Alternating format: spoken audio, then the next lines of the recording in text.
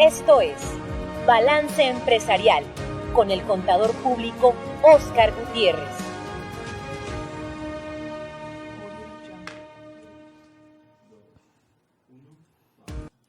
Buenos días, ya estamos aquí otra vez de vuelta para tocar un tema que ha surgido sobre todo a raíz de la expedición de la Ley Nacional de Extinción de Dominio, aquel agosto del 2019, publicada, no recuerdo si fue el 8 de agosto del 2019, pero a través de la publicación de esta ley, que es pues una ley innovadora, una ley de carácter civil para aplicar sanciones que tienen que ver, pues nosotros decíamos entonces punitivas por las que se promueven del artículo 22 constitucional, relacionadas todas ellas a las cuestiones de delincuencia organizada, la Ley Nacional de Delincuencia Organizada, y todo esto relacionado también a sanciones de carácter pues preventivo, precautorio, confiscación de bienes, etcétera, y a raíz de una promoción que hace la Comisión Nacional de Derechos Humanos en ese entonces, en el 2019, promueve una acción de inconstitucionalidad en la que pues hace una serie de argumentos relacionados a lo que ataca esta ley en relación a los derechos humanos fundamentales, que bueno, pues cabe mencionar, hoy estamos ya en la 11ª época, sabemos que este Estado garantista en el que debe funcionar en torno a respetar los derechos de usted y de cada una de las personas que están con usted, de los derechos humanos fundamentales. Hemos conquistado muchos, logrado reconocerlos en nuestro actuar diario. Y bueno, pues para esto vamos a hablar el día de hoy. ¿Qué fue lo que resolvió la Corte recientemente, la Suprema Corte de Justicia de la Nación? ¿Qué resolvió en relación a estas impugnaciones que muchos actores también pues han visto como afectados respecto a esta ley? Y bueno, como usted sabe, salimos a la calle a preguntarles a las personas si conocen algo de este tema, y esto fue lo que nos contestaron. Vamos al sondeo.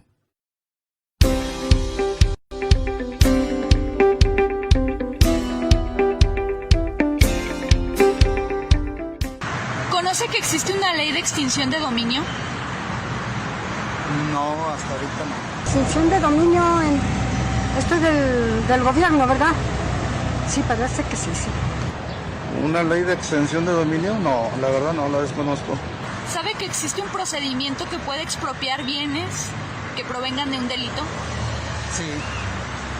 Expropiar bienes, la verdad no, lo desconozco. ¿Ha rentado alguna casa o un terreno? Sí. No. Sí, hace muchos años, en una casa. ¿Sabe que existe un riesgo de que sea expropiado un predio que usted esté rentando? Sí. Sí, pues parece que sí, ¿verdad? Parece que... ¿Cree usted que esta herramienta la use la autoridad correctamente? En muchos casos no. No, la verdad no.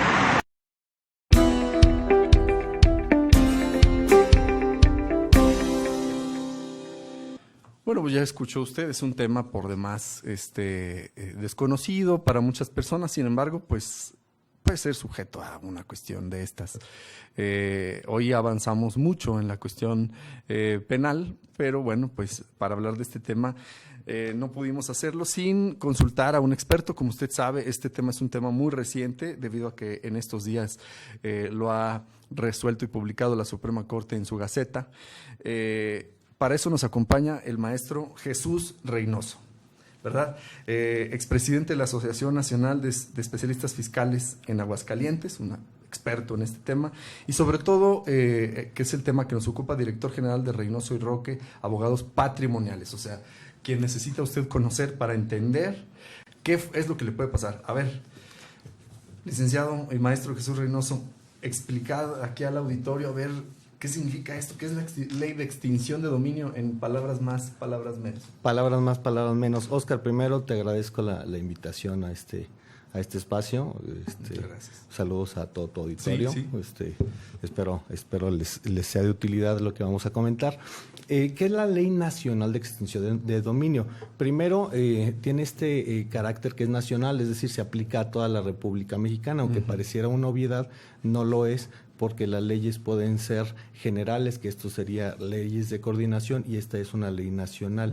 Esto significa que se aplica igualmente en toda la República Mexicana, no es necesario que se expida una para cada entidad federativa. Qué importante aclaración. Sí, sin embargo, también aplica procedimientos dependiendo del orden que se aplique, es decir, puede ser federal, puede ser estatal. Okay. Sí, esta es la primera cuestión. Como tú lo señalaste anteriormente, es una ley reglamentaria del artículo 22 y esto es sumamente importante resaltarlo.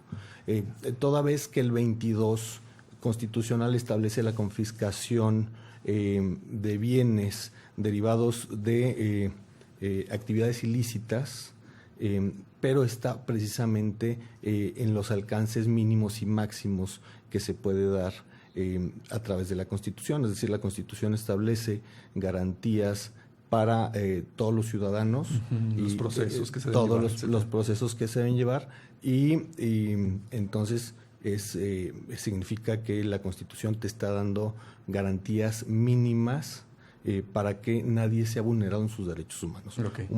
Derechos humanos tenemos todos, independientemente de si la actividad es lícita o no lícita. A final de cuentas, los seres humanos pues pueden cometer errores, pero sus derechos deben ser protegidos. Y es decir, y el avance que hemos tenido recientemente en tema de derechos humanos es muy importante. De hecho, las modificaciones que se hacen son a raíz de esta acción de inconstitucionalidad que presenta la Comisión Nacional de Derechos Humanos.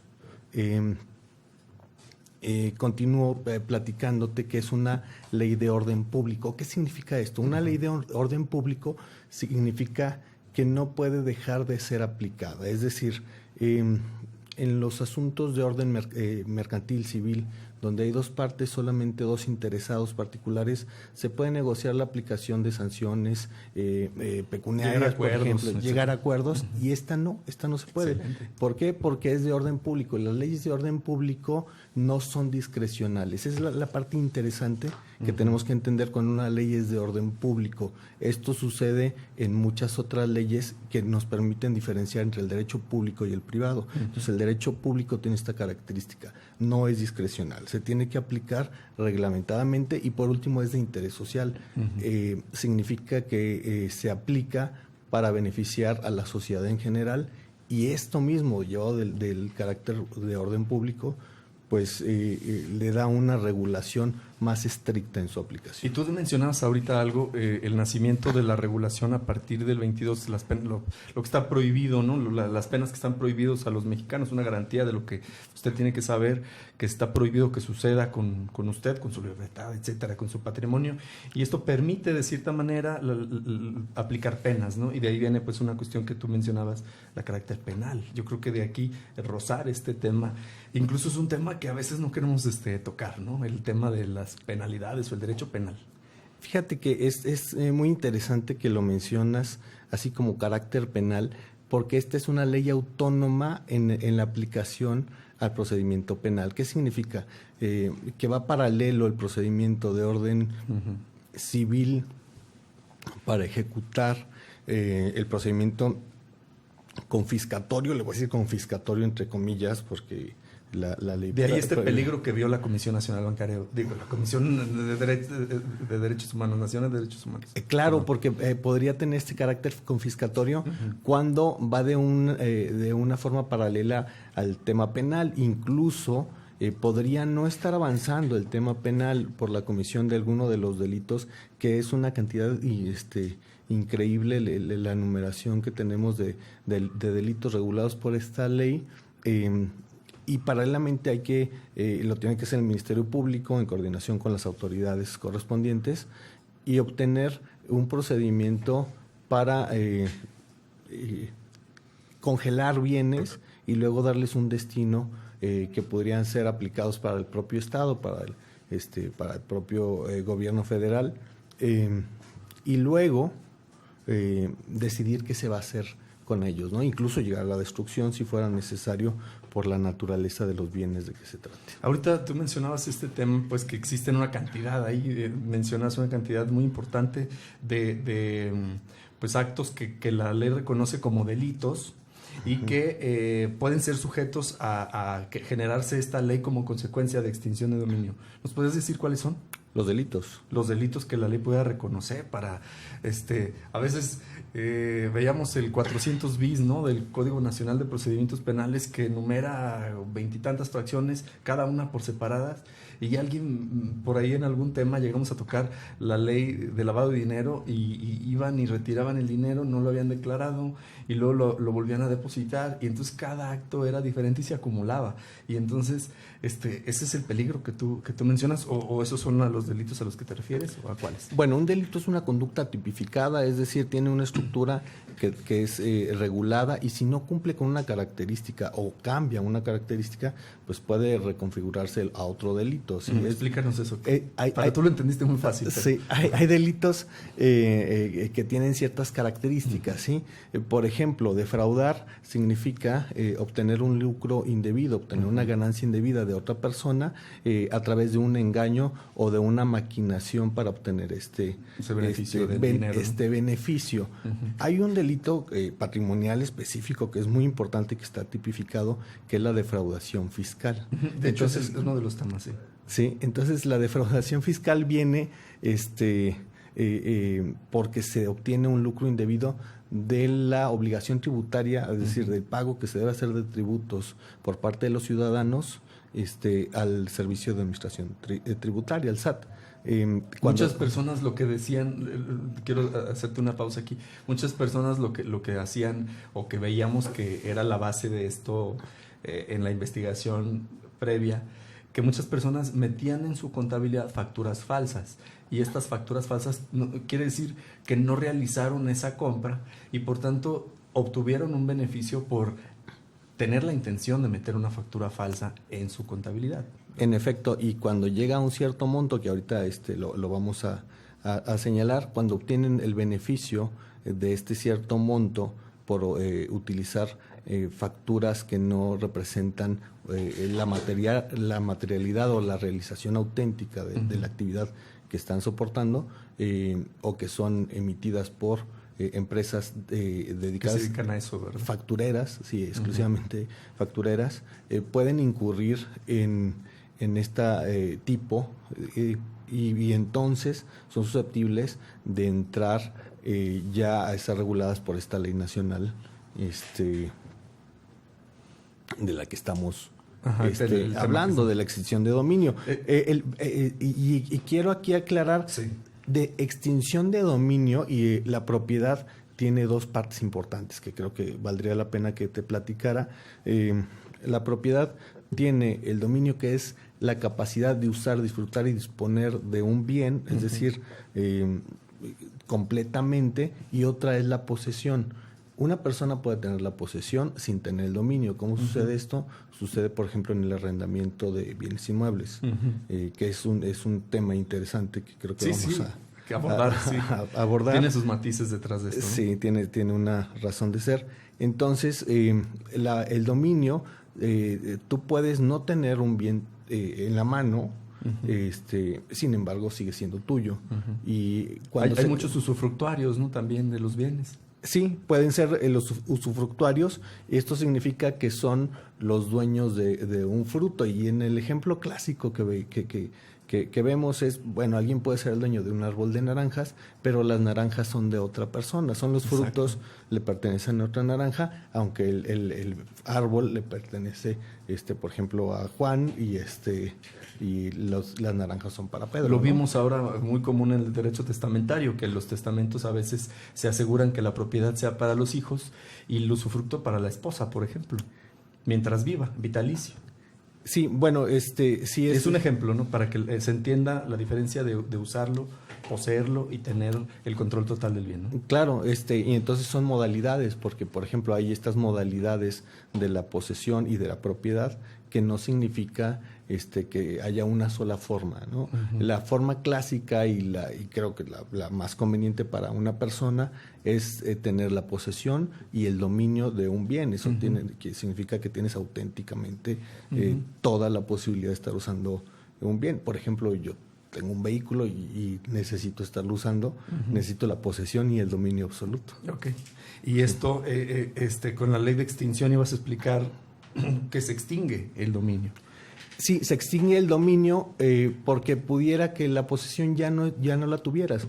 Por ejemplo, en el arrendamiento una persona pudo haber ya no tenido la posesión porque la tenía un tercero y este tercero se había involucrado en un tema de un ilícito y por lo tanto estos bienes que estaban siendo utilizados para la comisión de estos ilícitos se ven afectados por la actividad del poseedor del bien inmueble, rebasando la voluntad que tuvo el arrendador, ¿no? Es decir, la persona que es dueño y le renta a esta persona. Voy a pensar en un caso específico, en el secuestro. Un bien inmueble utilizado para guardar y controlar víctimas de secuestro, pues tiene esta parte lamentable que el arrendador o el dueño del bien inmueble no sabía para qué se iban a utilizar, y esto es el destino que tienen. Que le daban a ese bien. Claro, es el destino que le daban. Ajá. Aquí yo creo que vale la pena que hagamos una pausa, veamos lo que puede estar pasando. Aquí el licenciado experto en este tema patrimonial nos dice, usted puede estar rentándole a alguien, ¿sabe usted a quién está rentando? ¿Sabe para qué usan o qué destino le dan a ese bien? Ok, aún así sabiéndolo, ¿hay cómo protegerse de esto? Si hay cómo protegerse, si me permites, me gustaría retomar un poco todas las conductas tipificadas y luego voy a las recomendaciones. Ver recomendaciones, porque sí son muchas las conductas tipificadas por la ley. Que es muy común, pues un arrendamiento, pues cualquiera puede estar en una parte o en otra, ¿no? Claro, y que involuntariamente puedes caer. Entonces, la ley de extinción de dominio de carácter nacional regula primero que no estés cometiendo actuaciones como delincuencia organizada. ¿Y cómo funciona la delincuencia organizada? Bueno, nos dice que hay una ley, ¿no? Esta ley federal contra la delincuencia organizada nos dice que cuando tres o más personas se organizan de hecho para realizar en forma permanente o reiterada conductas que por sí o unidas a otras tienen con fin el resultado de cometer algunos delitos, serán tipificados. ¿Qué significa esto? Vamos en un ejemplo que estábamos platicando ya hace un momento, en la defraudación fiscal. Hay una persona contribuyente que quiere deducir una cantidad, tiene muchos ingresos y no tiene deducciones auténticas para realizar, y luego un segundo le dice, ¿sabes qué? Yo conozco a una persona que te puede proporcionar comprobantes para deducir. Y este ya llega a ser el tercero, el que hace los comprobantes, el segundo es el que los recomienda y el primero es el que los utiliza. Y ahí involuntariamente ya se da la configuración de la delincuencia organizada, y es algo que las personas no tienen en la mente. Es decir, es una práctica lamentablemente habitual hasta cierto punto, pero cuando no lo dimensionas, no saben que están cometiendo un delito que va dentro de otros delitos gravísimos, como son el terrorismo nacional, internacional y su financiación, la falsificación y uso de moneda, violación a los derechos de autor, es decir, el plagio, que también es algo que se da súper común el plagio, y no lo tenemos visualizado como un delito. Vemos un presidente que su tesis, ¿no? Bueno, un expresidente que aparentemente así sucedió, y luego también en temas artísticos. Lo hemos visto recientemente, ¿no? Las canciones que fueron utilizadas para... hay un libro que se llama el método Bunbury, que es el método de plagio de Bunbury, ¿no?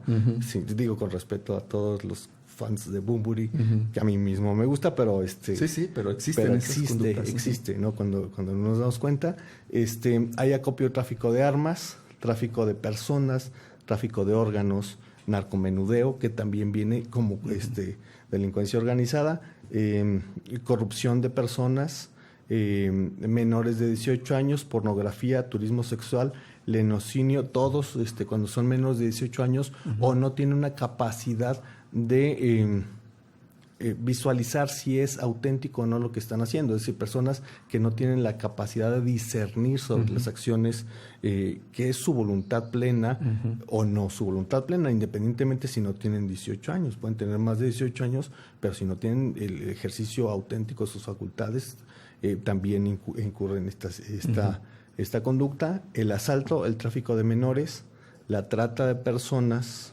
el secuestro, el contrabando y su equiparable. Por eso te decía, era una cantidad increíble, increíble. Y luego tengo aquí focalizado como rojo la defraudación fiscal, que es de la que he venido señalando. Y cuando la utilización de comprobantes fiscales amparan un beneficio que va más o menos de los 8.700.000 pesos. Para llegar a esta situación, es decir, tenemos que pensar qué tipo de tributo estás deduciendo. Podría ser renta, y pensamos más o menos en un 33%, haciendo ya una regla aritmética rápida. Y bueno, si es IVA es un 16%, o depende del tipo de tributos, que pueden ser bastantes, ¿no? Y otras conductas tipificadas son delitos en materia de hidrocarburos. Que también es ahorita. El huachicoleo. Sí, el huachicoleo. Famoso, ¿no? Sí ha visto, y sobre todo muy exhibido, ¿no? Muy exhibido, que empezamos así el sexenio. Sin combustible, ¿no? Sin combustible. Vehículos que no teníamos filas y filas. Que pensamos que iba a tener un resultado y parece que todavía que todavía está en proceso, ¿no? Ahora que tocas este tema, y que se promueve esta acción de inconstitucionalidad, que además era necesaria que la promoviera la Comisión Nacional de Derechos Humanos, y se resolvió apenas, estamos hablando, esto fue en 2019, 2 años después, o sea, se ha resuelto. ¿Qué es lo que se ha resuelto?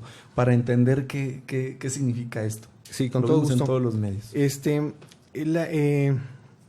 Tenemos el comunicado 175 de 2021, que es del 17 de junio,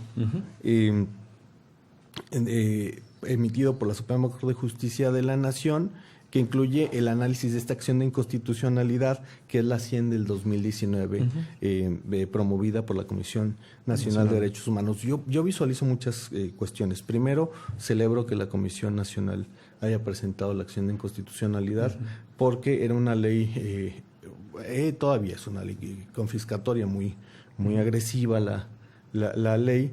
Sin embargo, entiendo en este test de proporcionalidad que deben hacer los legisladores para emitir una ley. En este caso, los entes que realizan, o las personas que realizan las leyes, deben hacer un test de proporcionalidad para ver si las medidas son apegadas o son equilibradas con lo que se está regulando. Sí, adecuadas, ¿verdad? Sí, y como se está regulando una serie de cantidades, una cantidad inmensa de delitos patrimoniales que además le dotan de recursos a la delincuencia, entonces ahí es donde atiende la naturaleza tan agresiva de esta ley, que está combatiendo una situación sumamente agresiva. Es por eso que así lo propone.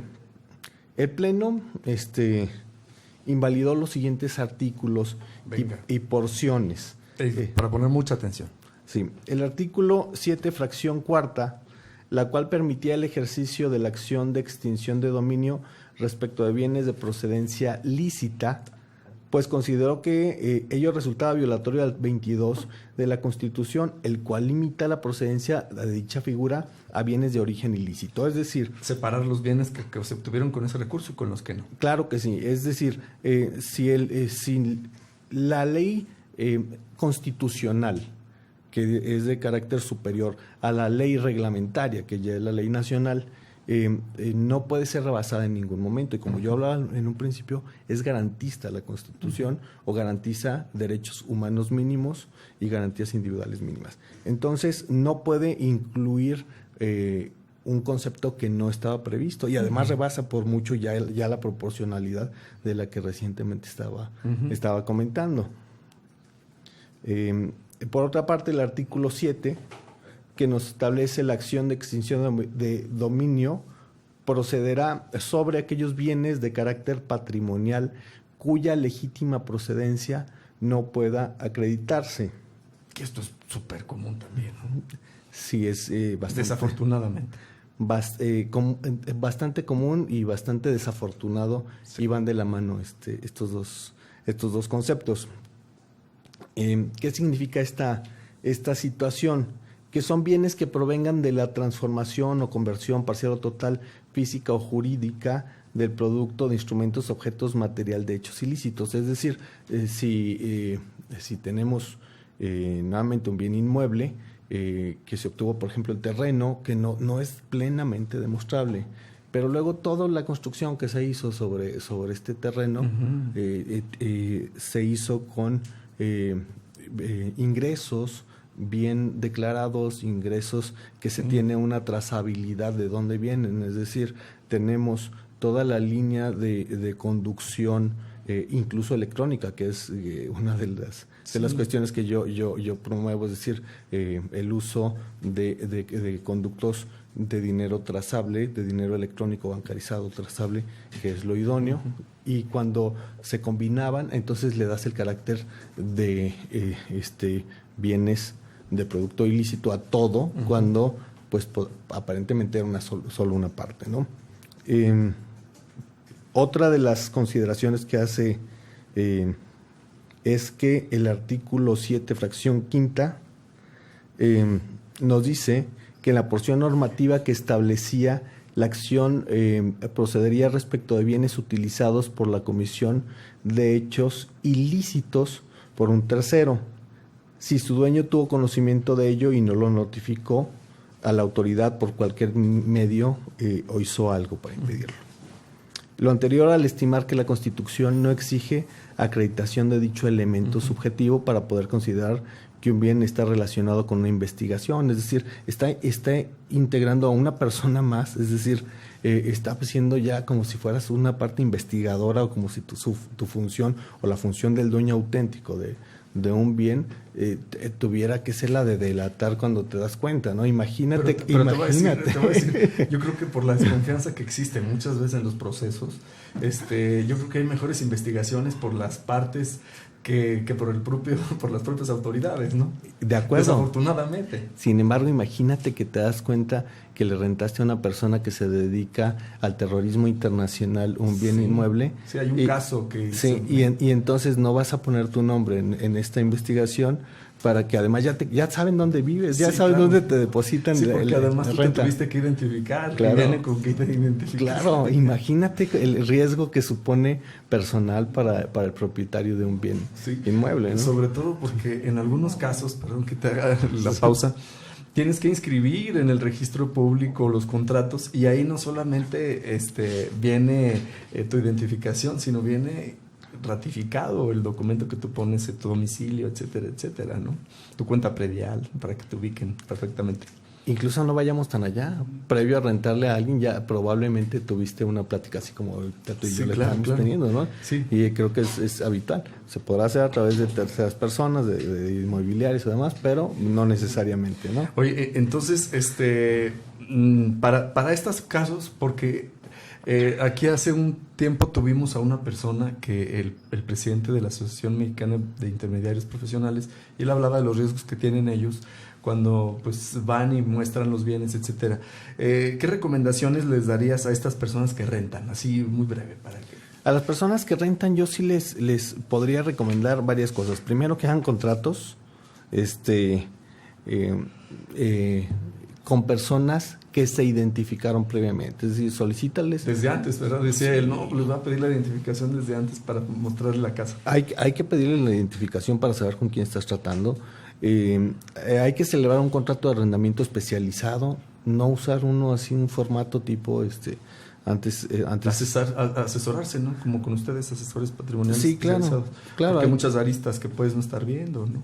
Cómo te van a pagar, etcétera, etcétera. ¿En qué ámbito vas a revisar el contrato, si es civil, federal, pero más importante aquí, con qué persona estás tratando, y una cláusula que luego no trae ningún contrato es el uso específico que se le va a dar. Por ejemplo, si es una casa habitación, tiene que ser exclusivo para casa habitación, porque aquí podrían pasar muchas cuestiones, ¿no? Incluso que utilicen para algo que no es algo que no es ilícito, pero que de repente te aparezca un antro en una casa habitación que rentaste en el centro de la ciudad, ¿no? Sí, o sea, le pusieron otro piso, ¿no? Sí. Sin que te Sí, cuenta, o ¿no? están subarrendando, Sí, o lo están sí. utilizando como hostal, o sea, que no es ilegal, pero es le dieron otro uso, ¿no? es otro uso. Entonces, cuando no especificas el uso, sí te puede costar muy caro. Otra cuestión es que registren los contratos, así como lo estabas mencionando, tienen que estar registrados, es muy conveniente, o notarizados de ser el caso, porque esto ya le está dando un carácter Ratificar firmas y todo distinto, eso. sí, ratificación de firmas.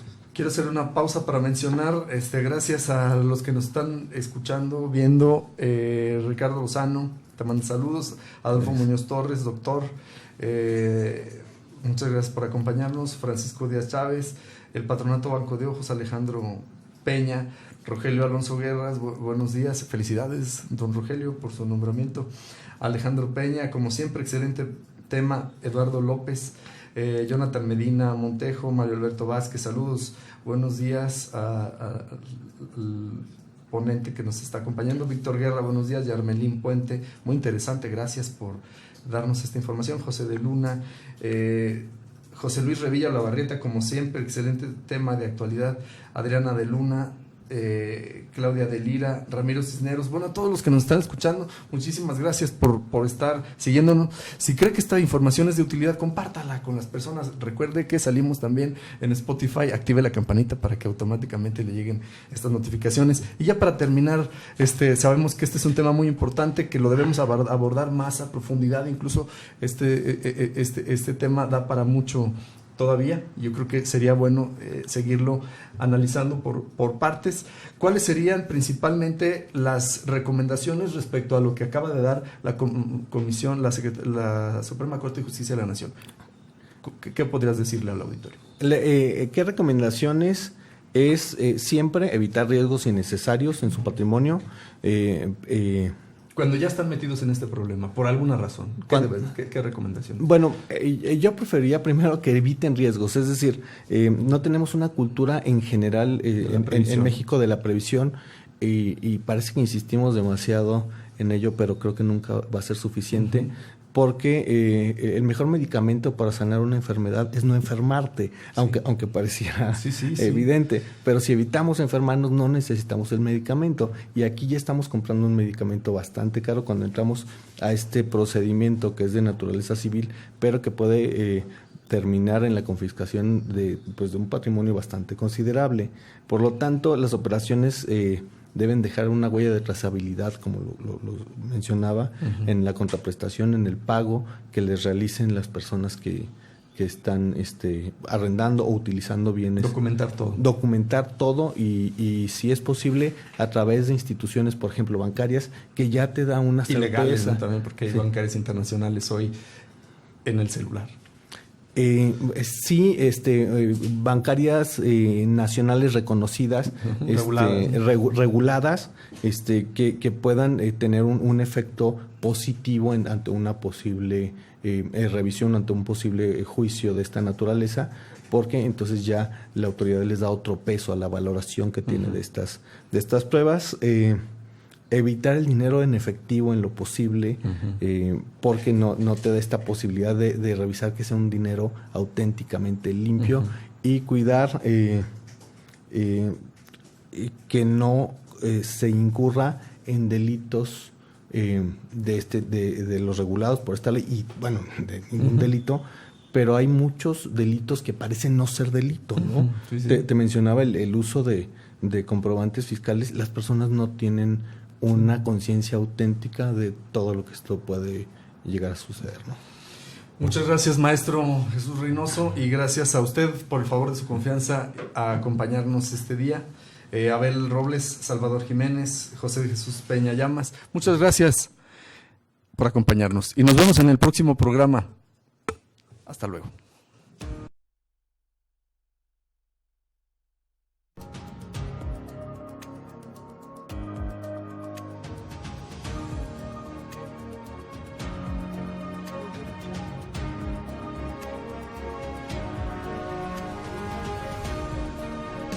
Esto fue Balance Empresarial con el contador público Óscar Gutiérrez.